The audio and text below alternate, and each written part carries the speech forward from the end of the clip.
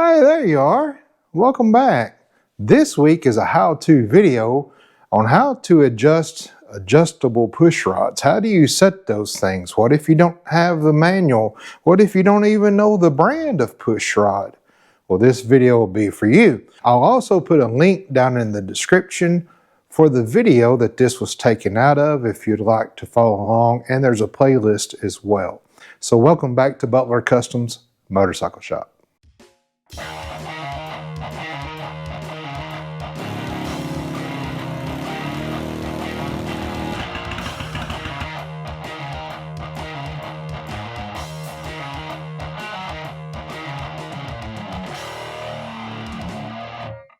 It is part of a series out of a 2 video long of replacing a cam bearing and new lifters in a 1995 Road King. So this should be the same probably on the big twins and the twin cams, really any adjustable push rod. I scoured the internet. I could not find any detail on this Mad Dog with the part number 1201. Found a couple of reviews. I found nothing on how many flats we need to adjust this properly. With solid push rods, you don't have to worry about it. You just throw them in the top. As you adjust the rocker arm down to tighten it down, it puts the correct preload on your lifter.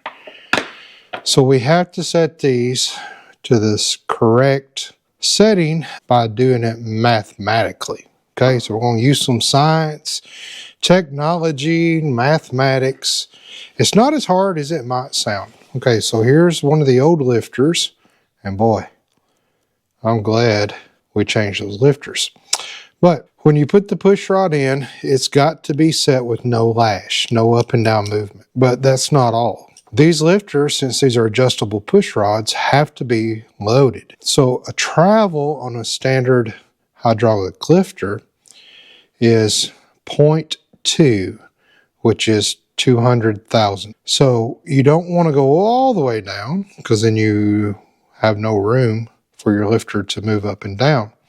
So a proper preload would be about half, which would be 100 thousandths, 0.1. Some people like to go a little bit over, just to kind of cut down on a little bit of chatter or any kind of noise. So when we get to the halfway point, if we wanted to go a flat or two more tighter, we could go down just a little bit and would be fine. That would work out to about, maybe 120 thousandths down, which would be a little bit more than half. So we want this lifter to get zero lash, okay? But then we want the lifter to go down halfway, so 100 thousandths. So how do we know how far to move this out? Well, there's a calculation you can do that'll tell you.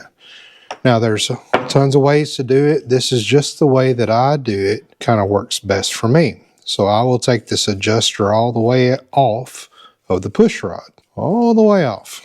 So if you don't have any instructions, and like me, you can't find any instructions, here's how you determine how many turns you need to turn this push rod to set the correct pressure on this. So what you want to find out first is how many threads per inch is this adjuster.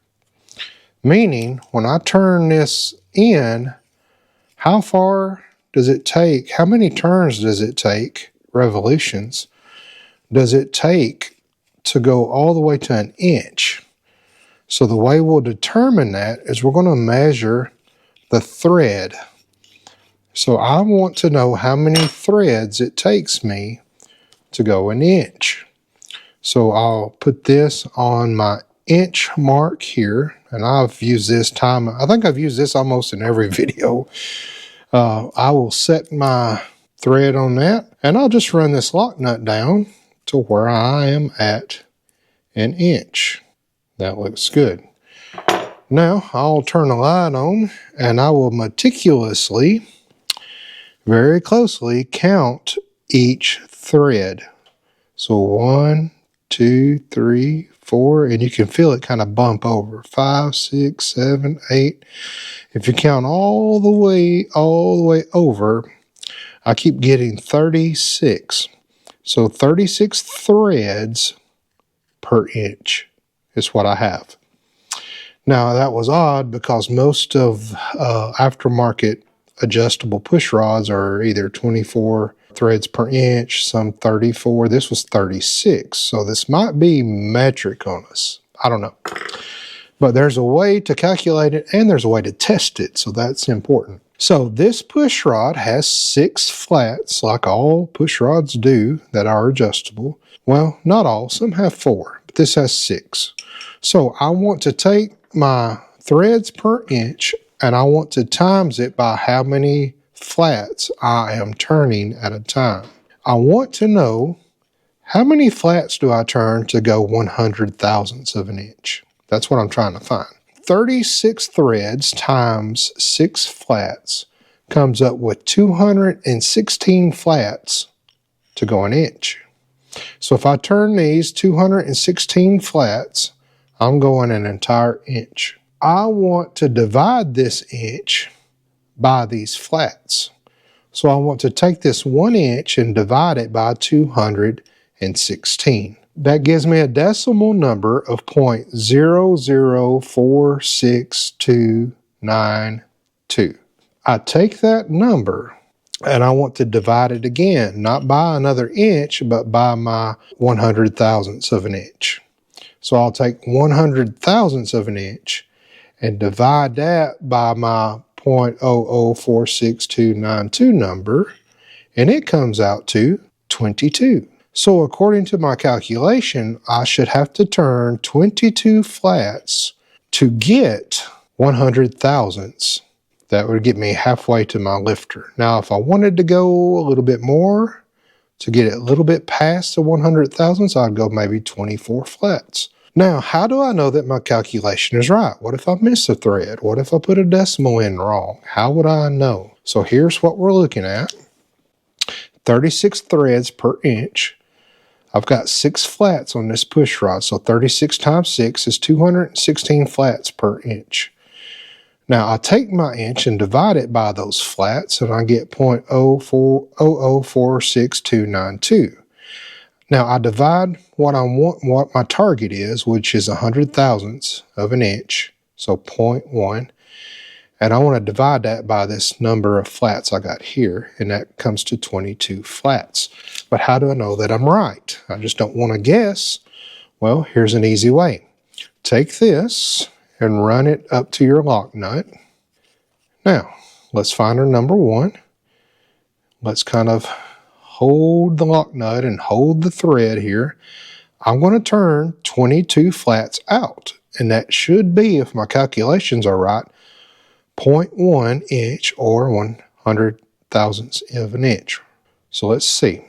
There's 1, 2, 3, 4, 5, 6, 7, 8, 9, 10, 21, 22. Okay, so there's my, should be 0.1 of an inch. So I got my filler gauges here. Let me lay that down carefully. And I just take my filler gauges and I add up until I get 0.1. So that's, for me, for this filler gauge set, 0.032 plus 0.03 plus 0.027 plus 0.01 gets us 100 thousandths of an inch. So I'll put this up here. I'll try to hold it where it was, and we'll see. And there you can see we are exactly, there's no up and down play, we're exactly dead on. So once I bottom out, I'm going to travel that far pushing that lifter down.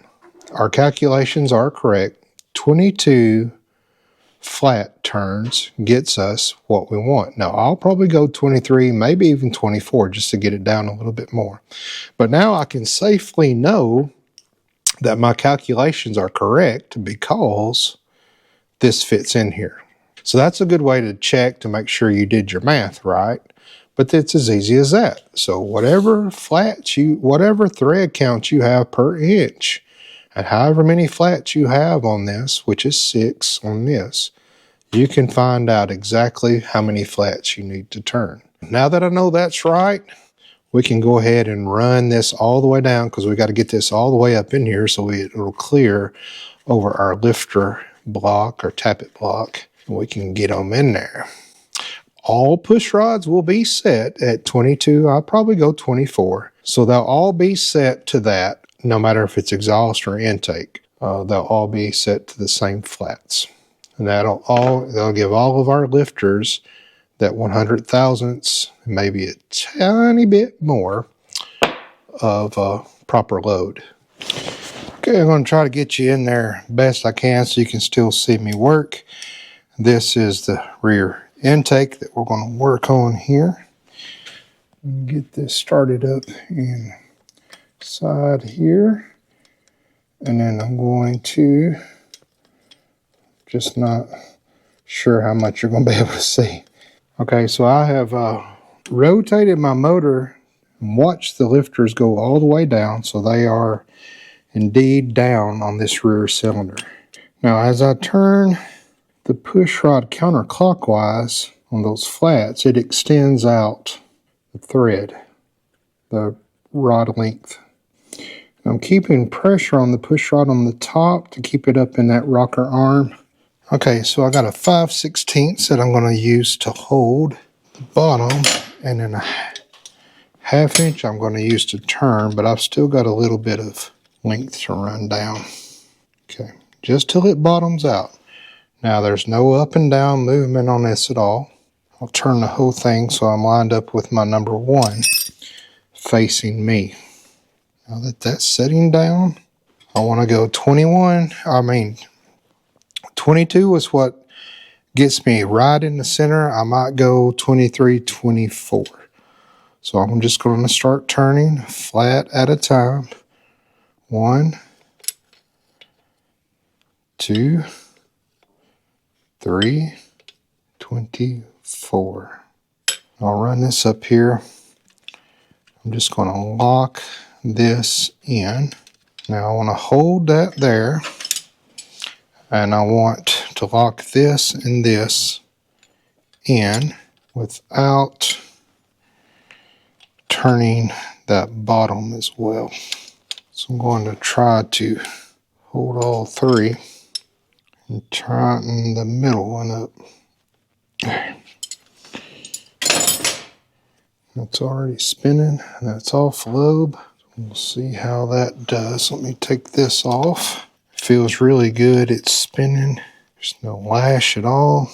Okay, I think that's good for us. I won't put it back down yet. Since it's already able to spin, I do want to rotate and watch my travel. So let me put this back on. So I'm looking down inside here. I want to see my travel. My exhaust is all the way up. There we go. Very good. Now I'm going to wait and let that bleed down because I want to verify that there's no lash in there. But when I looked at the travel, it looked really good.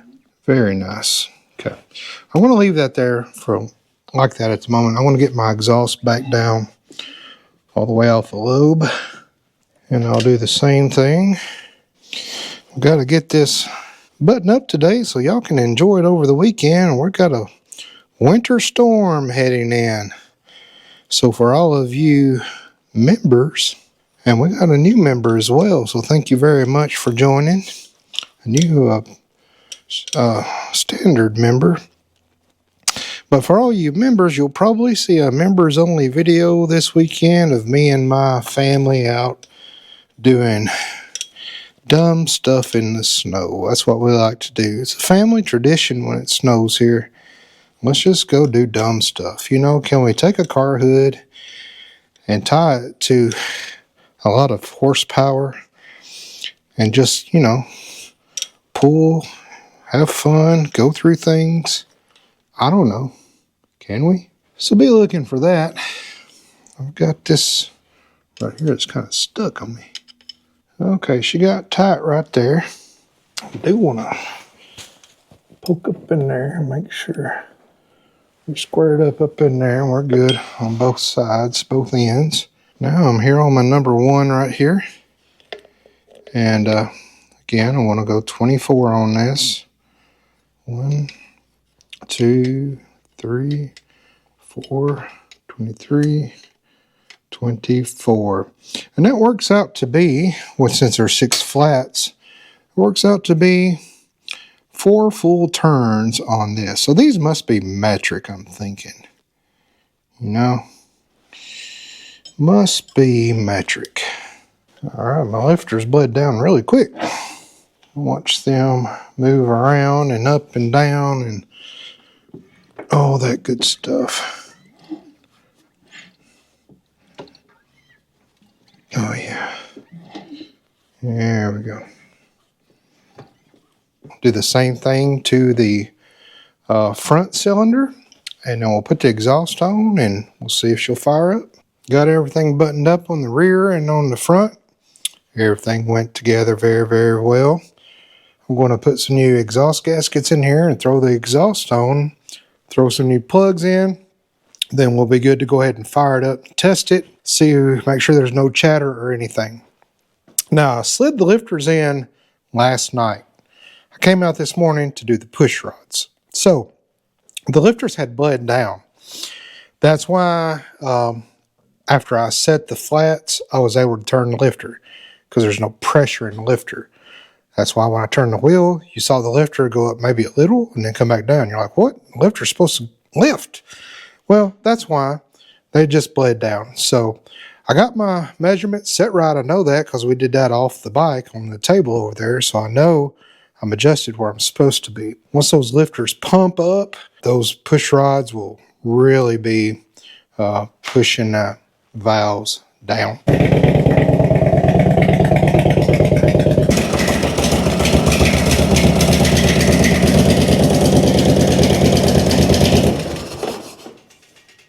All right, I call that a success.